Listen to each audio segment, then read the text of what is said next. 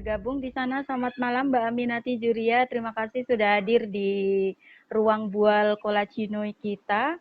Pertanyaannya adalah, pertanyaan saya Mbak Nia, bagaimana kita bisa mengacu satu buku KBBI terbaru yang terus ada perubahannya setiap tahunnya.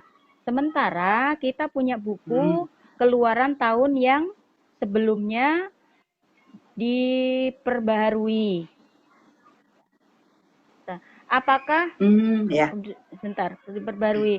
Apakah sastra? Lalu selanjutnya pertanyaannya, apakah sastra untuk penulis pemula seperti saya sering bingung mengacu kepada KBBI terbaru dan akhirnya buku lama tidak terpakai.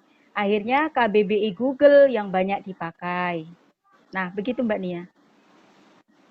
Ya, Kamus Besar Bahasa Indonesia terbitan Pusat Bahasa Kementerian Pendidikan dan Kebudayaan itu terakhir dicetak edisi keempat. Aduh, saya masih harus ke sana ya ambil bukunya. Saya tadi lupa harusnya aku taruh di sini. Udah, enggak apa-apa. Edisi keempat. Kemudian edisi ketiga, keempat. Atau aku ambil sebentar, Mbak? Nggak usah. Nggak usah lah Mbak Nia. Kira-kira saja. Iya, ya. Waktunya soalnya. Kira-kira harusnya. Ya, oke. Mbak siapa tadi? Mbak Aminati Juria. Mbak Aminati. Jadi apa yang dilihat? Mungkin melihat kosakata di dalam kamus ya. Untuk untuk menuliskan sebuah puisi dia harus melihat lagi yang tadi saya katakan, dia harus memahami. Untuk mendapatkan mempermudah itu ambil di ini yang daring, yang KBBI daring, edisi keempat kalau nggak salah, edisi keempat. Nah itu memang ada tambahan kosakata, tidak ada yang berubah kok sebetulnya. Yang berubah apanya?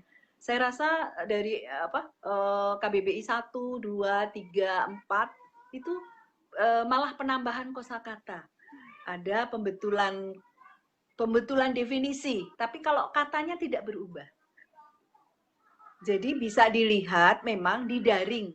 Kalau terbitan itu tebal sekali sih, memang tebal sekali, dan sampai sekarang kayaknya Badan Bahasa belum mengeluarkan yang tebal, tapi mengeluarkannya dalam bentuk daring, online, daring. Jadi bisa diambil di Google, masukkan ke ini ke apa itu namanya ini kamus. HP. Iya, HP. Kamus daring, masukkan ke HP saja. Nah, itu saja. Oke. Terus selanjutnya ini Mbak Nia ada pertanyaan lagi dari Romi Sastra. Pertanyaannya adalah, pertanyaan saya. Selamat malam Romi, terima kasih sudah setia hadir di ruang bual Kolacino GSM. Pertanyaannya adalah, pertanyaan saya Mbak Nia, bagaimana bentuk kepadatan suatu isi puisi itu ya? Jadi dia menanyakan tentang bagaimana sih membuat puisi yang padat itu, gitu mungkin ya? Ya, seperti itu. Oh, iya. Romi ngetes nih, Sebetulnya Romi sudah paham.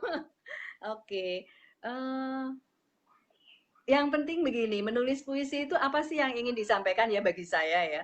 Apa sih yang ingin disampaikan di dalam sebuah puisi? Intinya itu nanti akan tertangkap ketika kata-kata yang digunakan itu terpilih dengan tepat, lalu dia menggunakan rima agar yang tertata, lalu tidak seperti menulis cerpen, mendeskripsikan semua yang ingin dia ungkapkan. Jadi kalau puisi itu lebih padat, kata-katanya terpilih. Saya juga kalau menulis juga belum bisa, mungkin tidak sebagus punya Romi Sastra. Saya rasa Romi tahu bagaimana sebuah puisi yang padat itu. Yang penting dalam sebuah puisi itu tertangkap apa yang ingin dikemukakan oleh penulisnya. Misalnya bercerita tentang ibu.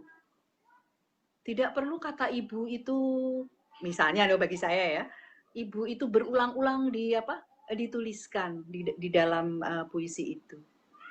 Sekali disebutkan, lalu yang lainnya menggambarkan sosok ibu yang dia ingin ungkapkan di dalam larik-larik kata-kata yang berikutnya. Nah, itu nanti akan tertangkap oleh pembaca. Kemudian tentang rindu. Nah, ini kemarin saya melihat beberapa puisi tentang rindu. Setiap larik itu ada kata rindu, rindu, rindu, rindu, rindu. Kalau saya menulis, mungkin yang membaca kan nanti yang ini ya. Dalam satu bait, hindari kata itu berulang. Kecuali repetisi ya, untuk kepentingan repetisi perulangan ya, itu memang bagus. Misalnya itu indah. Tetapi kalau tidak ada maksud untuk repetisi, dia hanya ingin bercerita tentang rindu itu tidak akan tertangkap rasa rindunya. Kalau saya menulis seperti itu. Mungkin begitu, Romi. Oke, ya. Terima kasih Mbak Nia. Ada satu lagi pertanyaan, tapi teman saya itu tadi sudah hadir, katanya keluar masuk.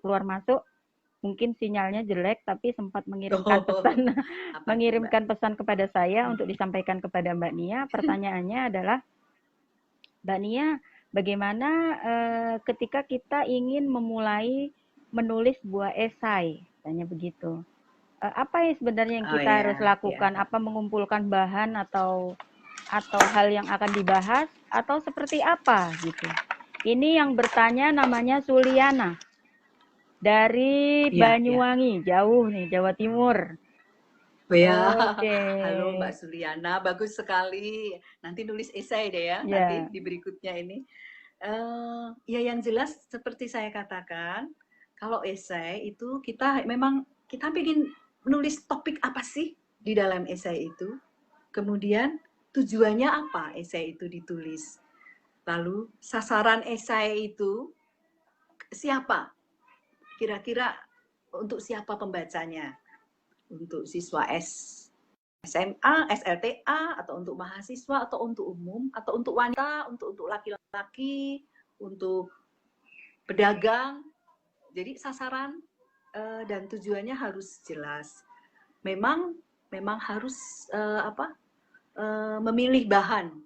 Bahan kan banyak ya di dalam kehidupan ini. Kemudian bahan-bahan itu tentukan gagasan-gagasan utamanya, baru ditulis. Memang harus tanpa harus ada pengetahuan dulu, harus dengan membaca dulu, saya katakan. Semuanya kalau mau menulis mesti harus banyak membaca. Jadi yang penting topiknya apa? Esai. Mbak Risa kan pernah menulis esai itu ya, yang esai dalam bentuk puisi, apalagi lebih sulit kan? Lebih harus yang benar-benar benar-benar up to date dan benar-benar fakta yang ada di masyarakat. Nah itu digali dulu, dicari dulu bahan-bahannya, lalu gagasannya apa ya yang ingin aku sampaikan kepada pembaca. Jadi topiknya harus jelas dulu, dipilih topiknya. Saya ingin bercerita tentang COVID misalnya ya, COVID-19. Atau bercerita tentang obatnya. Atau bercerita tentang bagaimana cara penyembuhannya. Itu kan satu masalah COVID, tapi kita bisa topiknya berbeda-beda. Jadi memang harus menentukan topik. Ya.